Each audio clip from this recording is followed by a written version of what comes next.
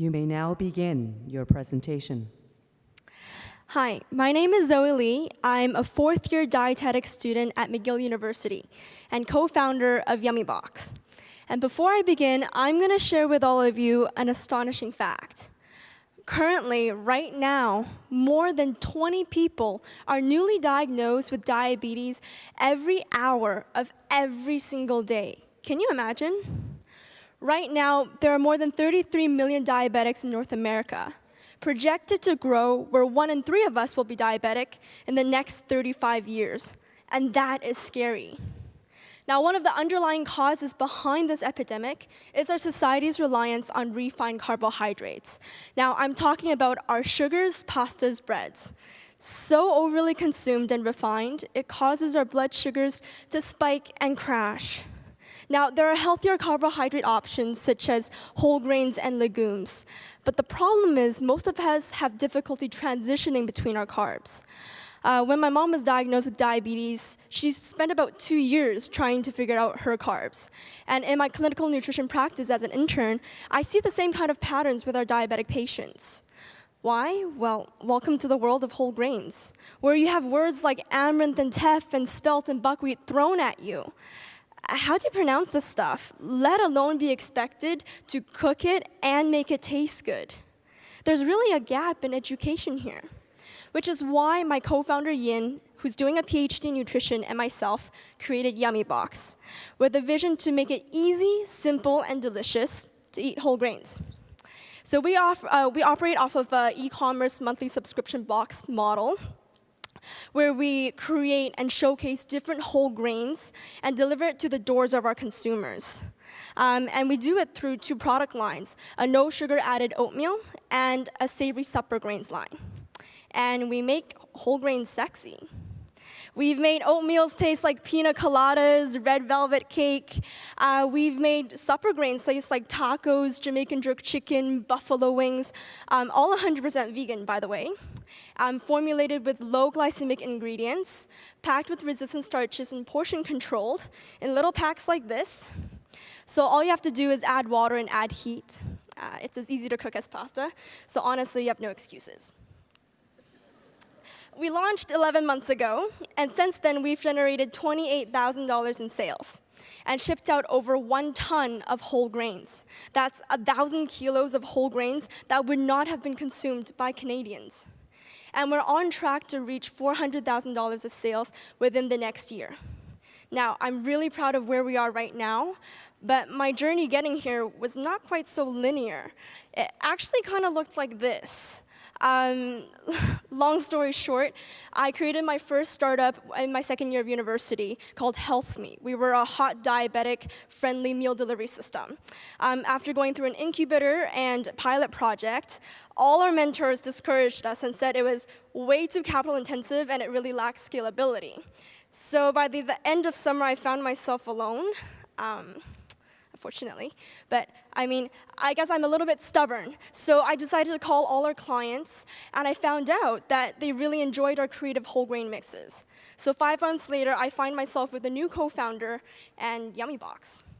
And as 2 passionate dietitians, we want to make an impact and influence the day-to-day consumer food choices and be a key player in leading the $7.3 billion diabetic food industry. And to do that, and as part of a risk mitigation strategy, we put our best-selling flavors into retail. We're now in 7 retail locations on the island of Montreal, and we were voted the top 20 trendiest products in Montreal this year. We also received some pretty cool, fun media coverage as well. And part of the reason behind that is because of our mission and our impact. We donate $2 per box to diabetes research every November. And we're funding a website platform where nutrition students can blog and write about health to build their online professional presence. And we use those articles and send it to our clients. All our products are 100% natural, 90% organic, and we source our grains from Canada. And we're really here to promote and educate the benefits of a plant-based diet. A serving of our supper grains has 10 grams of protein. There's really no reason why we're relying so much on animal products. And research shows that there's significant reductions in terms of risks of chronic disease switching to a more plant-based diet. Just last month, we hired 2 part-time student employees, and by the end of next year, we'll have created 12 new jobs. We've strategically placed ourselves in the competitive landscape. In the retail space, we're really there with fun flavors, we're portion controlled. We use ingredients, very clean label, ingredients like freekeh and farro that are not very typical grains that the big companies will use, but very high nutritional value. In terms of the subscription box meal delivery space, there's no one really like us focusing on carbohydrate and carbohydrate management. And we've been absolutely honored by the recognition we've received in the social innovation and agribusiness space. But at the end of the day, it's really our clients who make a change for us and motivate us to get out of the bed. The 43-year-old diabetic mom whose morning sugars are better. And Sandra's kid who now knows what buckwheat looks like, and we're changing her definition of comfort foods.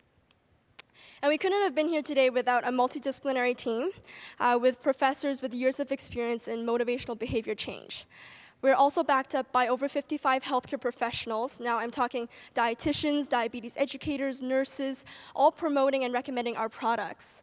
And as well, we have great mentors in the local food business space in both retail food sales and online subscription e-commerce space as well.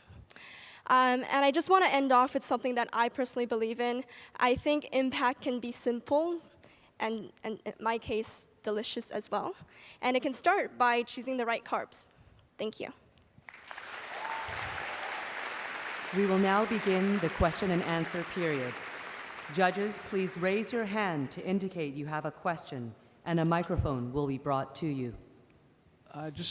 Excellent presentation. Quick question on why a subscription model and not a distribution model? What's the value of having the box delivered to people's homes as opposed to going out and landing a contract with a major grocery chain? Absolutely. We started with subscription because it was our way of creating behavior habitual change. This box of fun grains arrives at your doorstep at the same time every month. You're provided with a kit and everything you need to include it in your diet. So that's our way of really connecting with consumers and motivating that kind of change. But absolutely, we hear feedback. Our dietitians told us that not all their patients order or are comfortable ordering food online, which is why we expanded into the retail space. And we also hear feedback like they really want our some flavors we've had before. So we've identified our best-selling flavors, and we also sell those flavors individually online as well. What's your food cost and paper cost? Sorry. Yes? What's your food and paper cost on $29 package? Our food and packaging costs at the beginning for each pack, it's confidential, but for each pack, we started off being $6 to $7 per pack. Now we've gone down food cost to $3, food and packaging cost. From 29 bucks? No, $29 is our retail sale price for the box. So that comes with 16 portions of whole grain packs. Yeah, I'm talking about the food cost to myself for one package like this. And we've priced ourselves strategically in the retail sales market to allow for distributor and retail market margin and healthy growth for our company as well. Thank you. So a follow-on question about pricing. How did you decide on the pricing per serving? Because presumably the profit margins are much higher for you on the subscription model, so why not incentivize those people who are going to be with you on a monthly basis on perhaps a little on a price cut? Well, you mean on a lower price? A lower price for the subscription model, yes. So for a subscription model, the price is shipping included. And even with shipping included, you're paying for less than $2 per serving. And that's kind of our golden standard throughout the platform. If you're willing to pay $2.50 for a donut or a muffin at Tim Hortons, why not pay under $2 for a healthy breakfast option? So that's really where the pricing strategy came into play. And we looked at our food costs and our competitors and what it would take for us to be able to grow and be able to make it affordable and reach more consumer homes. Yeah. So that the price is shipping included across Canada. Yeah. So you're clearly no stranger to adversity with having gone through a previous startup and then realizing that you might have to pivot out of that. Yeah. And somebody in another presentation asked earlier, like, what keeps you up at night? And in front of here, it says, what is your risk mitigation plan? So I'm curious what you are scared of, or what is the biggest risk to the business, and how do you mitigate against that? Yeah. And I think as a food production company, and it's everyone's fear, it's food quality. So once it reaches the consumer, the quality of the product. And I think that's the basis for most food companies. We have quality assurance strategies in place. We're in a big food production facility, actually by McGill. They have a $4 million teaching kitchen, and we use it during off hours to make our products. So we're all covered in terms of food safety inspections. But another part of it, I guess, is also having one of these big players like Quaker come into play and say, hey, this is a great idea, we're going to do the same. But honestly, if that happens, I think I would pat myself on the back and say, I guess I was doing something right, and really focus on building a team around creativity to, learn from their mistakes and learn from our own mistakes, and then really go beyond in the innovation space, because food production is a really fun space to be in. I think especially now with a lot of millennials demanding, bold flavors, simple ingredients, with higher demands on what we're eating. So yes, I'm sorry, did I answer your question? Sorry, yeah. Thank you so much. As someone with vegans in my family, I can appreciate this. Yes. Thank you. So my question is, having seen a number of subscription-based food companies before, one of the big challenges tends to be getting repeat customers. It's great to try, but how do you keep them going? So my two related questions are, do you know yet how many of your customers are repeat customers, and how do you plan to keep them coming back? So right now, our lifetime value of a customer is, they stay with us on average from 6 to 7 months, which is approximately industry standard for a subscription basis. And I believe we'll be able to do better in this space because we get healthcare professionals to recommend our products, and that comes from an area of trust and responsibility as well. So absolutely creating new products. We hear that they want more recipes, and we've been trying to work hard and hustle in that area as well to provide more recipes. And by doing that, we hope to keep them for longer than 6 to 7 months. Yeah. Hi. Just curious what your longer-term, bigger picture vision is here. I'm hearing a story about Canada and subscription services and a bit of retail, but how big do you foresee this getting, and would you go beyond Canada? Sorry, the question was how far do I foresee this to go beyond Canada? Yeah, or do you foresee that? Because it's not clear Yeah. to me from what I've heard. Yeah. Yes, absolutely. I do foresee this going beyond Canada. For the next 2 years, we do want to stay within Canada. But right now, there's a really big boom in demand for the food industry in America as well, and they're right down the border. And we do see potential in there. Part of it is through Canada Post. There's a really great program called the Small Parcels Program, where we're able to ship across the borders quite easily now. And I do see us expanding that way. Yeah. Actually, we've received a couple of bloggers asking us to write about our box from the States, and we've been saying no for now. But so that's kind of one of the pieces of evidence I have that it's going to do well. Yes. Yeah, I saw you pitch a few months ago at an event here in Vancouver, and I feel like you really upped your game. So congratulations for that. Thank you. Wanted to ask about how you're going to scale this, given there's so much education required for customers that may have never heard of quinoa or bulgur or whatever. What's your plan around that?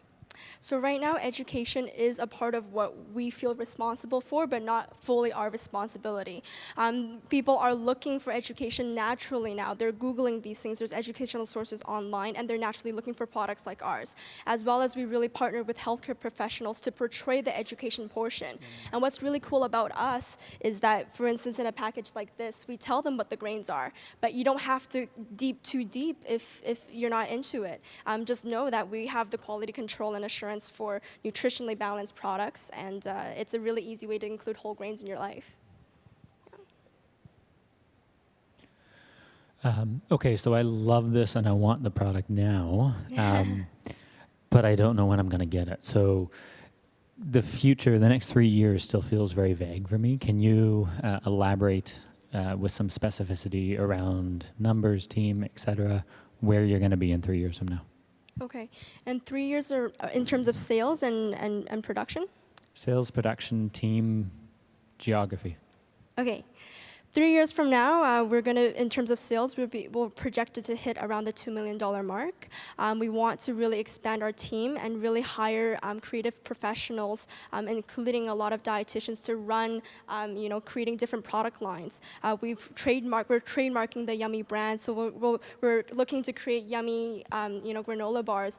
There's no sugar added granola bars, different frozen meal product lines. So for sure, within the next 3 years, we'll be developing new creative ideas. We're in talks with coffee shops right now because, breakfast options are so limited in terms of healthy options. So we really foresee our, little oatmeal bars in coffee shops across the country. Yeah. You've answered part of this question already through a few answers. What's your marketing strategy or channel strategy to get the end users? You have 148 online subscribers now. How do you plan to grow that? And then once you get to scale, how do you prevent competitors who have an established brand and IP distribution channels from replicating what you have for lower cost and taking away your customers?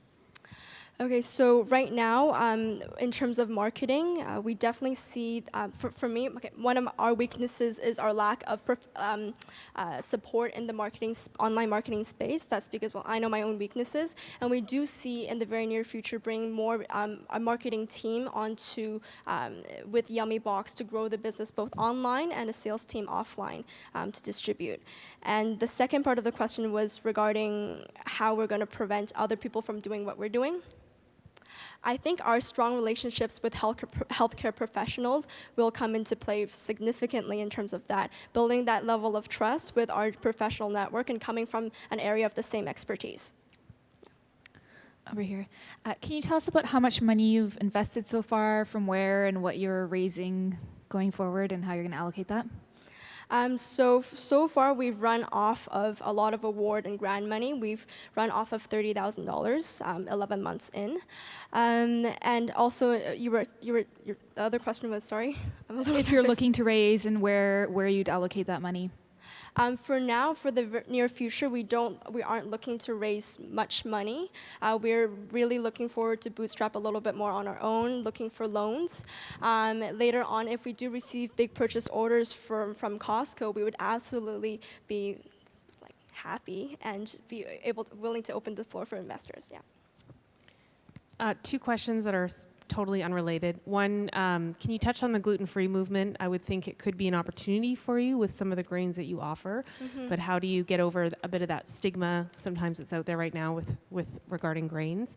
And two, your packaging, single portion is quite packaging intensive. Is your packaging recycled or recyclable? Okay, so for the first question, the gluten-free movement, there's a lot of demand in the market for gluten-free grains, and we do offer one of our best-selling product lines with gluten-free grains. But honestly, I really think there's an overhype around this area. Really, the reason you should be choosing gluten-free if you have inflammatory bowel disease or celiac. But I think part of it belongs to education and supporting those who really need it and seeing the market demand for it as well.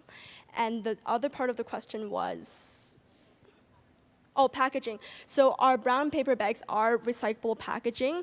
In terms of our individual portions, currently they're not recyclable, but we would love to go towards that direction.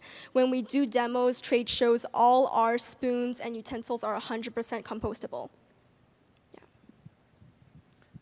Hi. Great presentation. It looks like you've done 28,000 in sales to date, and looks close to 7,000 in the last month. And you feel confident you'll get to 400. So I can understand why, but can you give a little detail in terms of why you have confidence in your forecast? Because we have a marketing strategy in play. We're talking to a marketing company who will be able to help us out in that space, online marketing. And actually, on the way here, I stopped by on my way in the Montreal airport. I talked to the general management of one of the major food service partners there, and they own 12 shops at the Montreal airport. And I think our products would do well with them as a really easy, healthy grab-and-go breakfast item for busy travelers, and that's part of where that number is coming from. And another part of it is our ability to expand within coffee shops and in retail sales. Yeah. And we really, really hope, we're applying for Dragon's Den, and we really, really hope that would help us as well. Thank you for the presentation. Great presentation. One of the concerns I have is, why did you choose... Your time has expired. Judges and guests, please join me in thank you, Zoey Lee from McGill University.